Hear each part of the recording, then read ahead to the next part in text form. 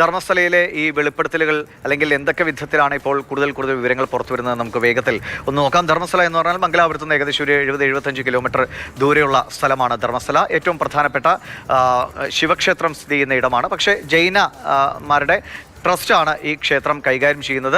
രാജ്യത്തിനകത്തും പുറത്തുനിന്നുമൊക്കെ നിരവധി തീർത്ഥാടകർ എത്തുന്ന ക്ഷേത്രമാണ്. ഗോമട്ടേശ്വര പ്രതിമ ഉള്ള സ്ഥലമാണ്. ഒരു വിനോദസഞ്ചാര കേന്ദ്രം എന്ന നിലയിൽ വലിയ മ്യൂസിയം, ഒരുപാട് നൂറ്റാണ്ടുകൾ പഴക്കമുള്ള ഇന്ത്യൻ പുരാവസ്തുക്കളൊക്കെ ശേഖരിച്ച് പ്രദർശിപ്പിക്കുന്ന വലിയ മ്യൂസിയം ഒക്കെ ഉള്ള സ്ഥലമാണ്. അങ്ങനെ ഒരുപാട് ആളുകൾ എത്തുന്നതാണ്. പക്ഷേ ഇവിടുത്തെ വിവാദങ്ങൾ വരുന്നത് 95 മുതൽ 2014 വരെ അവിടെ ജോലി ചെയ്തിരുന്ന, ശുചീകരണ തൊഴിലാളിയായി ജോലി ചെയ്തിരുന്ന ആൾ അവിടെ മൃതദേഹങ്ങൾ കുഴിച്ചിട്ടു എന്ന ഒരു വെളിപ്പെടുത്തൽ നടത്തുന്നതോടുകൂടിയാണ് ധർമ്മസ്ഥല ഈ ഒരു കുപ്രസിദ്ധി എന്ന നിലയിലേക്ക് കാര്യങ്ങൾ മാറുന്നത്. ക്രൂരമായ ബലാത്സംഗത്തിന് ഇരയായെന്ന മൊഴികൾ വരുന്നു.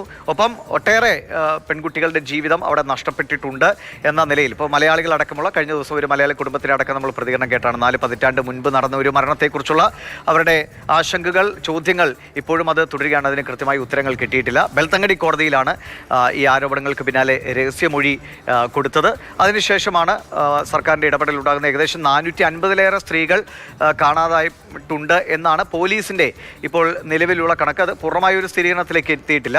പോലീസ് അന്വേഷണം തുടങ്ങാൻ വൈകി എന്നത് ഏറ്റവും പ്രധാനപ്പെട്ട ഒരു കാര്യമാണ്. ഇതിന് ചുമതലപ്പെട്ട ഉദ്യോഗസ്ഥർ അതിൽ നിന്ന് പിന്മാറും. നമുക്കറിയാം ഈ ധർമ്മസ്ഥല സംവിധാനം അത് ഒരു ടൗൺഷിപ്പ് എന്ന പോലെ പ്രവർത്തിക്കുന്നതാണ്. ക്ഷേത്രം, പിന്നെ ഒരുപാട് ഏക്കർ കണക്കിന്, ഹെക്ടർ കണക്കിന് സ്ഥലം, അവിടെ വലിയ college, engineering college, arts college, അങ്ങനെ ഒരുപാട് കേന്ദ്രങ്ങൾ, ആശുപത്രി, അങ്ങനെ ഒരു വലിയ ഏരിയ മുഴുവൻ ഈ സംവിധാനമാണ് ഭരിക്കുന്നത്. എനിക്ക് തോന്നുന്നു ആ മേഖലയിലൊക്കെ വിദ്യാഭ്യാസപരമായി ആദ്യമൊക്കെ ഒരു നല്ല സാധ്യതകൾ തുറന്നിട്ട് സ്വാഭാവികമായിട്ടും ധർമ്മസ്ഥല ട്രസ്റ്റിൻ്റെയൊക്കെ ഭാഗമായിട്ടുള്ള കോളേജുകളൊക്കെ തുടങ്ങിയതോടുകൂടിയാണ്. പക്ഷേ അത് പിന്നീട് ഈ നിലയിലേക്ക് മാറി മറിഞ്ഞു എന്നതാണ്. എന്തായാലും വളരെ വേഗത്തിൽ അന്വേഷണങ്ങൾ നടത്തുകയും എന്താണ് ഇതിൻ്റെ സത്യാവസ്ഥ എന്ന് പുറത്തു വരികയും വേണമെന്നതാണ് എല്ലാവരും ഒരേ സ്വരത്തിൽ ആവശ്യപ്പെടുന്നത്.